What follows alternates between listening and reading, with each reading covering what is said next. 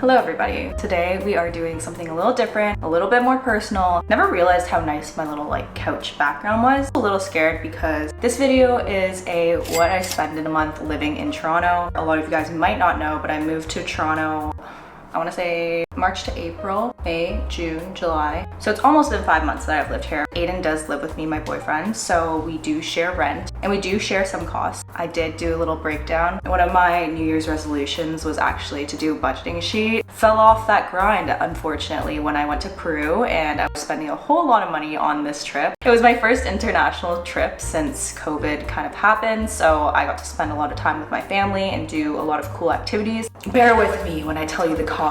So yesterday I took the liberty of kind of going into my budgeting sheet, going through every single dollar that I spent, putting it on a lovely little spreadsheet that I already had that I wasn't using. But if you haven't already, make sure you like, comment, and subscribe. I hope this helps anyone who is looking to move to Toronto. This is actually a suggested video by one of my subscribers, so thank you so much because it's so easy to spend a couple dollars here and there. Very easy to overspend and not save any money. This was painful to do. I learned how to do pivot tables at work so I could make a bunch of charts and stuff like that in my Google Sheets. The first thing I'm going to talk about are kind of like fixed expenses, things that I have to pay for each month that I know I'm going to be paying for and that won't change month to month. And the very first thing I know a lot of people are terrified of is rent. Rent prices in Toronto or even just in the GTA, Greater Toronto area. I spend $1,400 a month to live in this condo. Not half with Aiden, but we pay our respective amounts. $1,400 down the drain, first of every month already. And then obviously we need Wi-Fi. So Wi-Fi comes to $33.90 for my portion. Once again, I share that with Aiden. He pays a little bit more because he wanted like sports television and stuff like that. Services that I don't and never will use, but I'm really grateful because Aiden actually took the liberty of setting everything up and picking the plan. So we made sure that we had the best Wi-Fi we could because I really struggled when I lived at home. The other day I went home to try to upload a TikTok and that shit took an hour. Also, I didn't specify, but this is for the month of June. Obviously my non-fixed amounts will change month to month. And there are definitely months where I spend a lot less. There are months where I spend more. The next thing I spend money on is utilities. For our condo, we only pay for electricity. I believe that's hydro. That varies month to month. For example, the first month we did actually have to pay like a service fee to set up our account, so it was a little bit more. Recently we overpaid, so we ended up paying like nothing. But in the month of June, I paid $19.34 for our utilities. Highly recommend looking and making sure that your utilities are somewhat covered by your landlord. And then I also have a monthly dedicated amount that goes into a TFSA/RSP. I'm trying to open another account for like a first home savings account, but right now I currently contribute about $400 a month. So it is generating passive income. I'm proud of myself for having that because I know a lot of people are terrified and then they end up not kind of like setting up any accounts. Make sure you have some sort of like savings account and then also having some sort of investments. And then I usually put in $300 for a rainy day fund. I didn't do it for the month of June just because of how much I've been spending. I try to be a little bit realistic. Like if I am spending more, it has to come out from somewhere else. I have a million and one photos and I also take a lot of videos. You know, I need the storage. My Apple iCloud, $451 a month. I actually need to probably upgrade my plan. I got very distracted and then I was getting a little stressed about talking about my finances because of how much money I spend, and I decided it would be the perfect time to take a Magic Mind shot, which then I forgot that this is also a fixed spending amount. So each month I get Magic Mind shipped to me. So usually I take it during the workday, midday kind of pick me up instead of coffee. Sometimes with coffee I get really bad jitters. I feel like I've been getting quite anxious whenever I have coffee. I've been loving this because it contains matcha and matcha contains L-theanine, can help prevent those jitters, that anxiety, the crash that you experience typically with any kind of other caffeinated drink that does not contain green tea or matcha. Perfect at giving you that energy without giving you that crash. And it also includes adaptogens, and adaptogens are to help you adapt to stress. And lastly, it contains nootropics, which help with memory and just cognitive function, help clear any kind of fogginess that you might have. It contains things like cordyceps mushrooms, lion's mane, turmeric, and like I said, matcha, which is one of my favorite alternatives to coffee when I don't feel like having coffee. I paid $13.74 for my monthly subscription in terms of shipping. website, and you can use code HeatherMac20 to receive 20% off your subscription as well. I'm gonna have the link listed in my description box that you can check out. Actually given my coworkers some to try. I'm gonna bring in a couple more for them. Their whole website is dedicated to outlining the ingredients in these tiny little bottles and telling you everything that goes into it and all their benefits. So I'd highly recommend checking them out and checking out their website. I actually do not have any other subscriptions, and you might be like, Heather,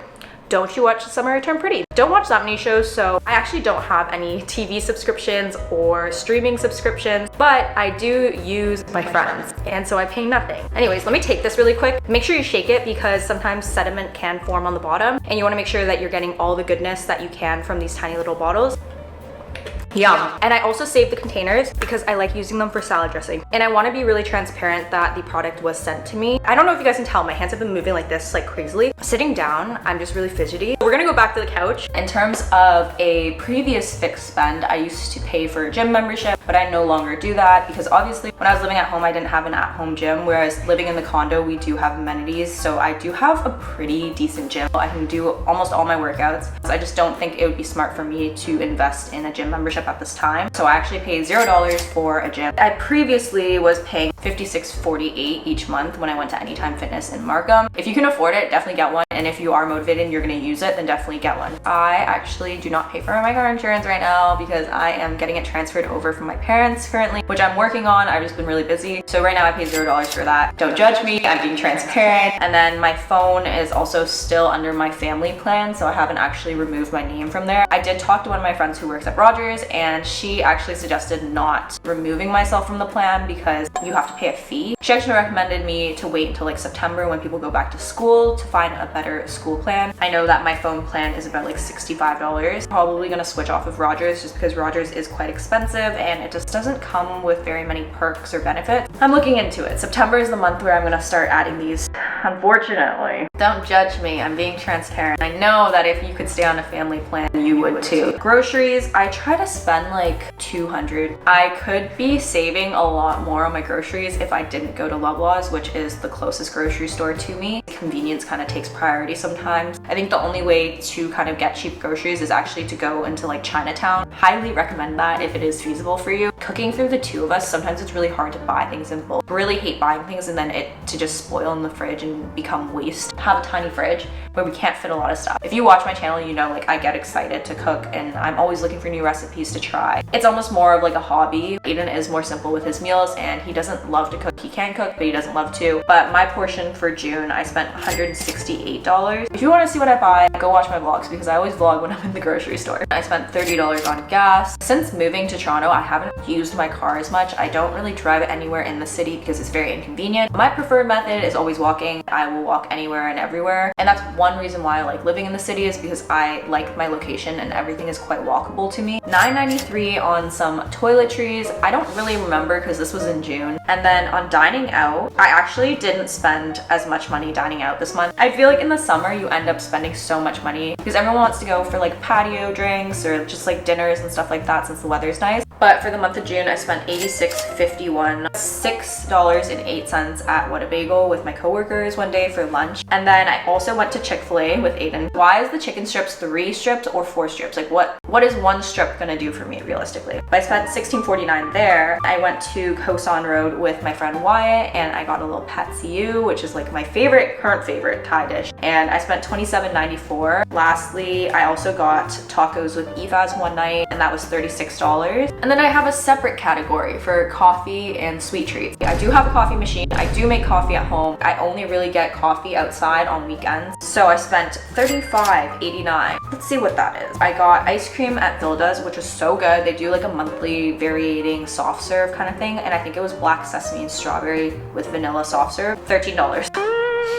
It was huge, but $13 for an ice cream is criminal. I also went to Bulk Barn after my dinner with Wyatt at the Thai place and decided to get a huge bag of gummies for $5.56. I honestly feel like I never have any regrets about food because it's so good and I don't care. I also did get ice cream with my mom and that was $10.40. We only got baby scoops though. They were like literally this big. And then I go to Shoppers Drug Mart quite often to get like candy and random things. So I spent $6.77. And then I got gelato with Ifaz for $6.93. I'm gonna put the name of the place that we go. It's like like one of the best in Toronto. And then I didn't really spend anything on entertainment because I just came back from vacation and I was a little poor. But then I did go and spend $191.71 on some clothes and personal shopping. I bought a perfume roller from Sephora for $50.85. I also went to Umomo a handful of times to buy gifts, but then I also picked up a few things for myself. Spent $22.09 there, bought a gift, and then it was a bundle, and I just decided to upgrade and get something for myself. It's called Champagne Socialist, and they do roll-on perfumes. Clearly see in the month of June I was obsessed with perfume. I spent $36.50 on 2 perfume rollers. I also went to Umomo again and got some beauty items, and I spent $52.27. That's all.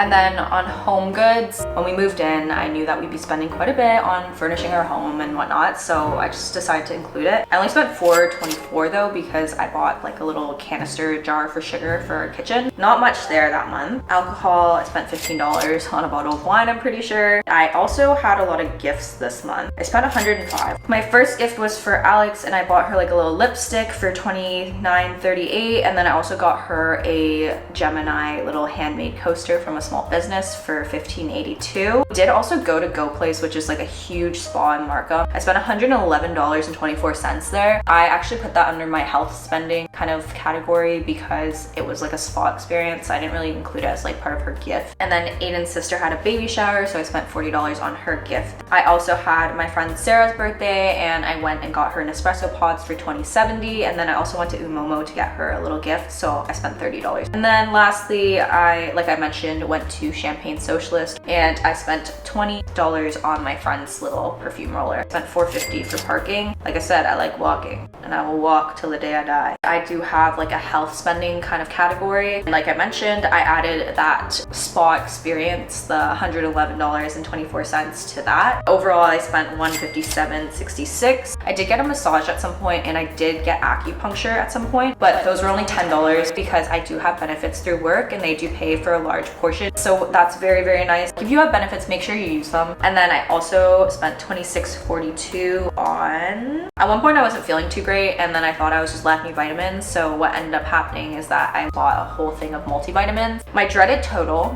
which I had to transfer my dad for my Peru trip, was $2,670. So that included my accommodations for the 10 days that I was there. It included my flights. It ain't cheap to travel sometimes. And then we also did stay in like these little Star Lodge pods, which are these pods or cabins that are attached to the side of the mountain. And it's so cool. They have a hot tub. It's so beautiful there. I highly recommend it if you do go to Peru. But that was $500 USD a night per person. So the total that I spent for the month of June was $5,357.47. If I were to deduct my vacation, then it would be $2,687.47. At the end of the day, I do still have money. Like, I don't spend it all. For the last couple months, I want to say I've been spending like relatively the same amount, but I did do a little pivot table, which I'll include. 49.8% of my spend of the month went to the vacation, but I actually did delete it just so I could see how much it was without it. Then my biggest spend would be rent, 52% on rent. Investments, which was 15%. My third biggest one would be gifts because of like how many birthdays I had this month. Shopping, which was 6.2%. Rivals groceries, because groceries I spent about 6%. It does change month to month, like I said, but that is what I spend in a month. I hope this gives you an accurate depiction of what you should be planning ahead for when you move to Toronto, or if you live in Toronto and you just want to compare and contrast your spending versus someone else's. These videos are very helpful. Sometimes I feel like when I watch YouTubers do what I spend in a day, a lot of them are not realistic at all. I tried to be as transparent as possible. I think the only thing I didn't share with you guys was actually my salary and how much money I was bringing in each month. I hope you guys enjoyed my pain and suffering of going through and actually analyzing how much money I spent. Make sure you have a budgeting sheet. Make sure you look at your finances. Make sure you're well equipped for the future. If you guys like this video, make sure you like, comment, and subscribe, and I will see you guys next Friday. Have a great day. Bye.